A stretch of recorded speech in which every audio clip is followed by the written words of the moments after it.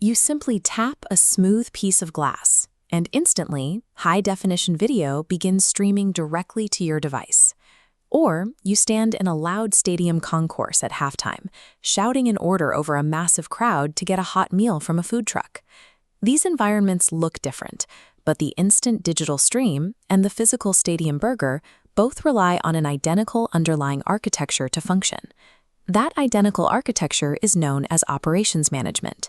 It is the deliberate design, execution, and improvement of the systems that create an organization's goods and services. At its core, operations management is a transformation engine. It solves a specific problem: how to take raw resources and convert them into value that a customer is willing to purchase.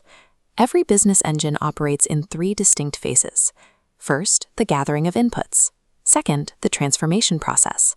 And third, the delivery of the final outputs. Consumers typically interact only with the final output, the app interface or the finished meal. The massive pipeline underneath always remains entirely hidden. We are going to strip away that consumer-facing interface. By reverse engineering this pipeline, we can see how businesses engineer value and manage global market friction.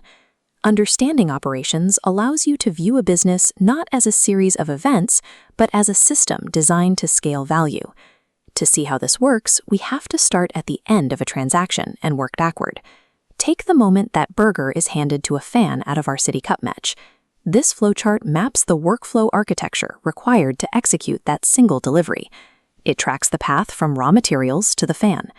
On the left, the inputs node is divided. First, there are transformed resources. These are the elements consumed or altered during the process: the physical ingredients, the packaging, and the customers who transition from hungry to fed. Below that are the transforming resources. This is the staff and the physical truck. They perform the labor and provide the environment for the work, but they are not consumed by the process. As those inputs move to the center node, the transformation process, value is added. This is the physical labor, the grilling, frying, and assembling of the ingredients. Simultaneously, an invisible informational transformation occurs. While the cook flips the burger, the system processes payment data, tracks the order queue, and updates inventory counts.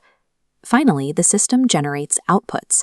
The result is the physical product and the intangible service experience of receiving it quickly. There is also a secondary output: waste. Used cooking oil and cardboard scraps are byproducts that require their own management systems for disposal. To stabilize the system during a halftime rush, it utilizes feedback loops.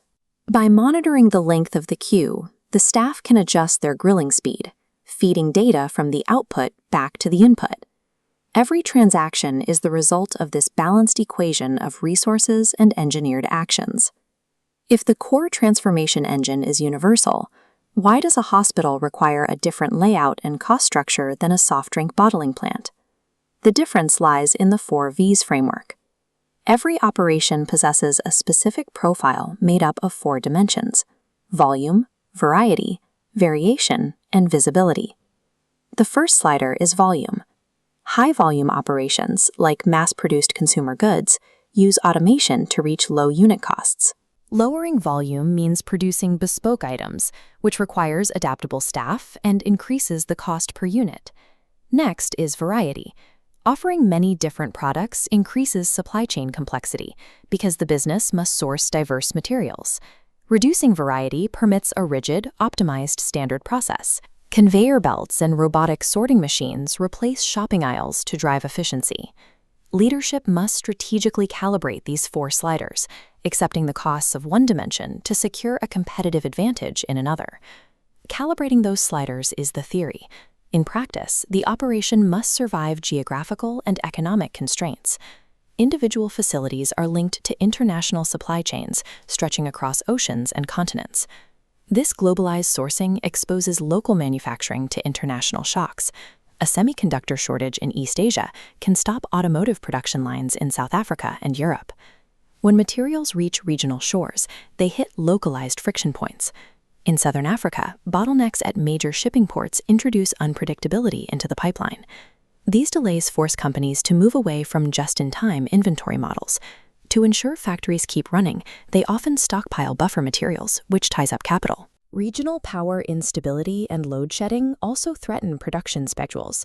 To maintain output, companies invest in alternative infrastructure, such as industrial generators and solar grids.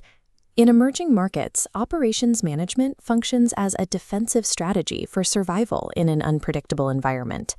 Managing that daily friction requires a macro-level strategic cycle to drive the system forward. This operations management cycle is a continuous loop. Design dictates long-term facility and capacity decisions.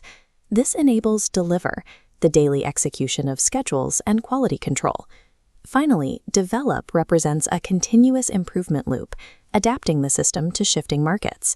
This continuous development leads to a technological edge, lower defect rates, and a more specialized workforce. This cycle connects high-level business strategy with the physical reality of production. It provides the foundation for profitability, for quality assurance, and customer loyalty. A marketing campaign fails to create value without the operational architecture to fulfill it. The goal of OM is an optimized system capable of transforming raw potential into repeatable outputs, regardless of external conditions. It is the discipline of making an idea physical. The next time you make a purchase, look past the item. You are witnessing the final step of a global engine running continuously behind it.